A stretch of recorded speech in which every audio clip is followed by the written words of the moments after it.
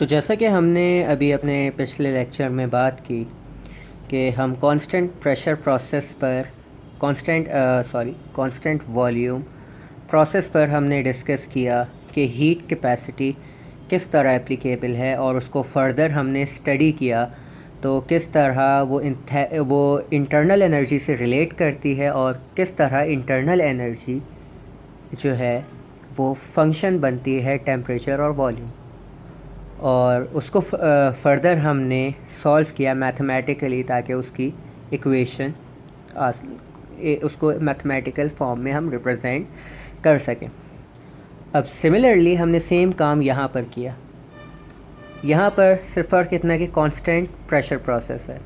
मतलब last time अगर याद हो हमने पिस्टन सिलेंडर सिस्टम पर लैचेस लगाए थे ताकि वॉल्यूम ओवरऑल कांस्टेंट रहे।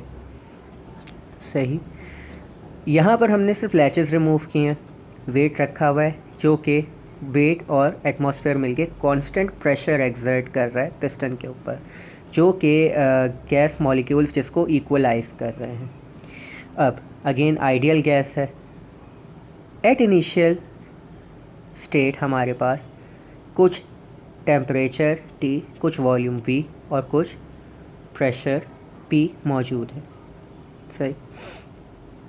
हमने क्या किया, अगेन हमको अभी ये चीज़ बिल्कुल याद नहीं रखनी चाहिए, ठीक है। We are starting from the basics. तो अब हम लोग क्या कर रहे हैं, हमने Q अमाउंट ऑफ हीट इसको इनपुट की सिस्टम के अंदर।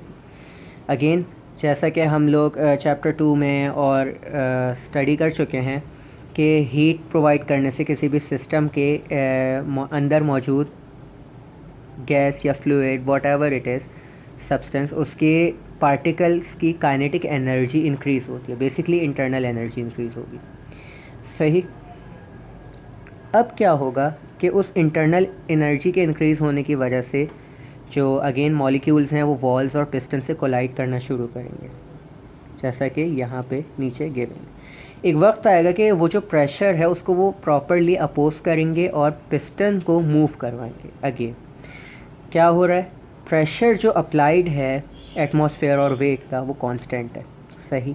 अब समझ में आया कि प्रोसेस कांस्टेंट प्रेशर कैसे है। सही। क्या हो रहा है कि हमारे पास जो हमारा सिस्टम है वो वर्क करेगा पिस्टन पे और इसको एक्सपेंड करेगा। जब एक्सपेंड कर लेगा तो यकीनन कोई ना कोई नया वी डैश जो कि नया वॉल्यूम होगा वो आ जाएगा, एक नया टेम्परेचर होगा। सिमिलरली एक क्या कहते हैं इंटरनल एनर्जी में भी चेंज आएगा। अब हमने अपनी ईज़ के लिए क्या किया है कि जो एंथैल्पी है वो बेसिकली क्या है, it is the sum of internal energy with pressure volume product. यानी जब यहाँ पर थे इस सिस्टम के यानी स्टेट जो इनिशियल स्टेट थी उस पर हमारे पास जो एंथैल्पी होगी वो होगी U + PV। सही। इसी तरह जो फाइनल स्टेट है उस पर हमारे पास एंथैल्पी होगी H dash is equals to U dash + PV dash, क्योंकि प्रेशर जो एक्सर्ट किया जा रहा है वो कांस्टेंट है लेकिन वॉल्यूम चेंज हुआ है, वॉल्यूम चेंज हुआ। सही। अब अगेन हमने यहाँ पे आर्बिट्ररीली या अपनी मर्ज़ी से दो फंक्शंस रिप्रेजेंट किए। सही। किस तरह, अगर हम यहाँ पर देखें तो अगेन इस इक्वेशन को मद्देनज़र रखेंगे। हमने क्या किया कि जो हमारे पास CP थी उसके लिए वर्किंग की। सही। किस तरह, ये हमारे पास हमारे जैसे कहते हैं सिस्टम है और ये हीट एब्जॉर्ब कर रहा है। कब एब्जॉर्ब कर रहा है, जब प्रेशर कांस्टेंट है लेकिन वॉल्यूम चेंज हो रहा है। सही। तो हमने क्या पढ़ा था, जो हीट कैपेसिटी की बेसिक डेफिनेशन थी वो थी Q/ΔT, यानी टेम्परेचर चेंज होना नज़र आ रहा था with respect to heat absorb, यानी हीट के एब्जॉर्ब होने पर हमारे पास पर यूनिट टेम्परेचर चेंज हो रहा था। यहाँ पर हीट एब्जॉर्ब हो रही है किस फॉर्म में कि वो वर्क डन करवा रही है PV प्रेशर वॉल्यूम प्रोडक्ट के फॉर्म में, और इंटरनल एनर्जी को चेंज कर रही है। ठीक है, तो यहाँ अगर हम चाहें तो C कुछ इस तरह रिप्रेजेंट कर सकते हैं, यानी कि हीट कैपेसिटी बराबर है किसके, change of enthalpy with respect to change of temperature. सही, टेम्परेचर के चेंज के साथ आपकी इंथैल्पी चेंज हो रही है, जो कि आपका हीट कैपेसिटी को डिनोट कर रही है। सही, और सिंस ये सब कांस्टेंट प्रेशर पे हो रहा है, तो आपका ये जो Cp है ये heat capacity eight constant pressure है। एक बार फिर रिव्यू करते हैं क्या हुआ। इनिशियल स्टेट पे वॉल्यूम था, एक टेम्परेचर था, हमने क्यों अमाउंट ऑफ हीट प्रोवाइड की, सिस्टम ने एब्जॉर्ब की, जिसके नतीजे में इंटरनल एनर्जी चेंज हुई, और उस चेंज ऑफ इंटरनल एनर्जी की वजह से कांस्टेंट जो प्रेशर पिस्टन डाल रहा था उसके अगेंस्ट सिस्टम ने वर्क किया हमारे। ठीक, अब कुछ ना कुछ उस वर्क डन करने की वजह से टेम्परेचर चेंज हुआ, इंटरनल एनर्जी चेंज हुई। सही, उसको हमने किस तरह रिप्रेजेंट किया, हमने सबसे पहले बात की थी कि Cp बराबर है किसके, Q अपॉन डेल्टा T के, और हमने यहाँ पे देखा कि जो इंथैल्पी है वो चेंज हो रही है विद रिस्पेक्ट टू टाइम, यानी जो Q अमाउंट ऑफ हीट दे रहे हैं वो इंथैल्पी को रिप्रेजेंट कर रही है, तो सिंपली हमने Q की जगह H पुट किया। इसी तरह अब हमने क्या किया, इस पूरे प्रोसेस में हमने दो चीज़ों पर इन्हिसार किया, यानी दो चीज़ों को इंथैल्पी का फंक्शन, इंथैल्पी को दो चीज़ों का फंक्शन बनाया। कौन सी दो चीज़ें, एक टेम्परेचर जो चेंज होता हुआ नज़र आया, दूसरा कांस्टेंट प्रेशर जो अप्लाई कर रहा था हमारा पिस्टन सिस्टम के ऊपर। सही, अगेन उसी तरह हमने क्या किया, अब चूँकि इसको हमने दो चीज़ों का फंक्शन बना लिया, तो हमें इसके चेंज के लिए पार्शियल डेरिवेटिव्स लेने पड़े। किस तरह, वो आपके सामने है। H को पहले हमने पार्शियल डिफरेंशिएट करवाया विद रिस्पेक्ट टू टेम्परेचर जब प्रेशर कांस्टेंट था।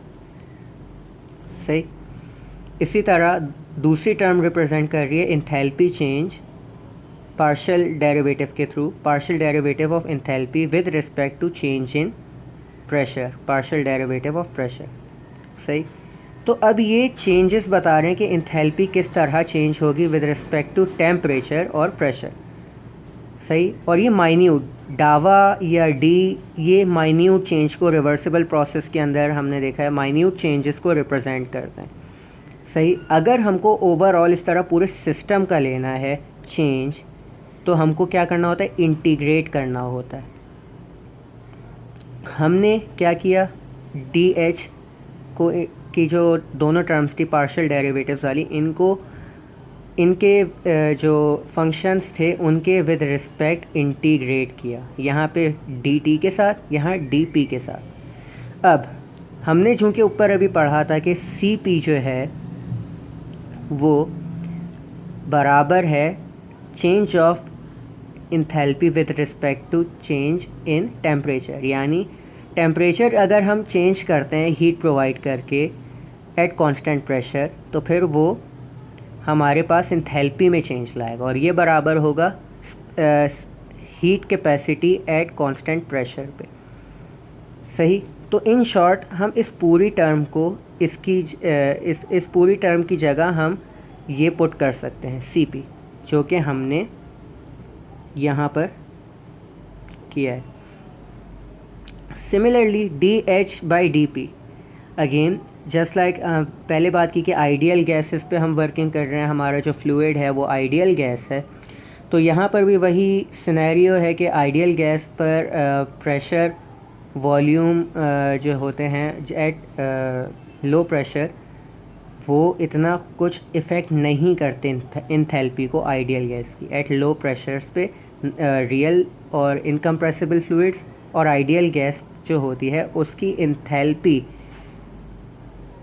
उसकी जो इंथैल्पी होती है वो इंडिपेंडेंट होती है प्रेशर से। तो इस वजह से हमारे पास ये वाली जो टर्म थी यहाँ पे, चूँकि हम आइडियल गैस ले रहे थे और enthalpy of ideal gas is independent of pressure, और रियल लाइफ या इनकम्प्रेसिबल फ्लूइड्स, रियल फ्लूइड्स में एट लो प्रेशर्स, यानी जो नॉर्मल प्रेशर्स होते हैं 3 बार 4 बार अप टू 50 बार, यहाँ तक इसकी जो प्रेशर वाली टर्म्स होती है वो निगलेक्ट की जाती है। लेकिन जब हाई प्रेशर्स होते हैं काफ़ी, तब जाके ये वाली टर्म्स यूज़ होंगी।